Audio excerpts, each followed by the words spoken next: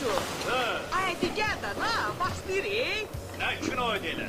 Hindiskidir, İrasim qağa deyir, qabağı ağlamalıdır, dalı hırıldamalı. Baxın, Bəxt Üzüyü filmindəki söylü Moşuya bu kinonu deyirdi, ha. Biz bir də tələbi inşaat dəstələri yaratmalıyıq. Niyə gedib Qarabağın azadlığı uğrunda könüllü canından keçə bilir Azərbaycan gəncliyi? 3000 oğlan şəhid olub, Allah hamısına rəhmət eləsin. Qazi olublar, niyə gedib Qarabağda könüllü işləməsinlər? Yəni 2 ay nədir ki, boş, bekar, avarat gəzənəcən bunlar gedib Qarabağda o tikində iştirak eləməsinlər. Bu 10 minə qədər işçi qüvvəsi deməkdir. Az rəqəm deyil. Vətəndaş mövqeyimləri Ayət İmam Əliyev. Həqiqətən də Aqil Abbasın bu çıxışının qabağı ağlamalıdır, dalı hırıldamalı. İnanın Allaha özümdən bezmişəm. Hərdən güzgünün qabağında öz-özümə deyirəm ki, ay Ayət, bəsdir də, nə qədər bu deputat deyib tənqid etmək olar. Bezdirmirsən cəmaatı da. Amma neyniyim?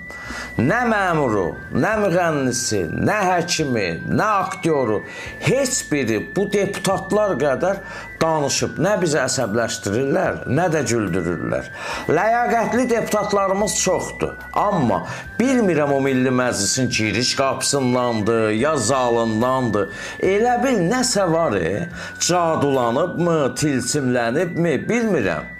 Girən elə gülməli çıxışlar eləyib adamı hiddətləndirir ki, Aqil Abbas elə danışır ki, sanki 3000 şəhidimizi tələbələrin ucbadından şəhid ediblər. Bu yazıqlar 10 ay gecə gündüz oxuyub zaçot imtahan verirlər. 2 ay istirahəti mi onlara çox görürsünüz?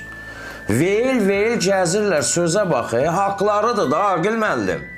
Tələbə inşaat dəstəsi yox, deputat inşaat dəstəsi yaradılmalıdır. 8-10 min manat maaş alırsınız, yatmaqdan, külüz danışmaqdan başqa əlinizdən heç nə gəlmir. Gedin Qarabağda tikinti işlərində siz çalışın. Mən dəfələrlə xahiş etmişəm, danışmayın. Başınızı salın aşağı, hər qarara əlinizi qaldırın, yendirin. Bu olmadı ki.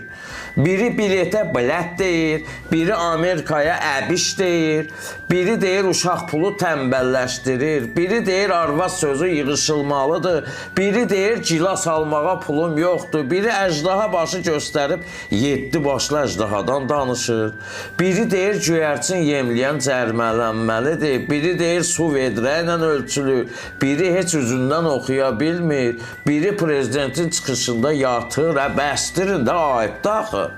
Sadalamaqla bitmir, qardaş. Valla spiker sahibə xanıma eşq olsun. Bunları ki, idarə etməyin özü də bir qəhrəmanlıqdır. Allaha and olsun da, utanıram deputatlardan danışmağa. Cəmaatı da bezdirmişəm. Nə qədər danışmaq olar? Bəziləri üçün sanki Milli Məclis komedixanadır, nədir? Qardaş, bir ağzınızdan çıxan sözlərə fikir verin də. Oturduğunuz kreslonun haqqını verin, qanunları müzakirə edin də. O Qarabağa sizinki kimilərdən ibarət deputat inşaat dəstəsi yaranıb getməlidir. Vallahi yorulduq,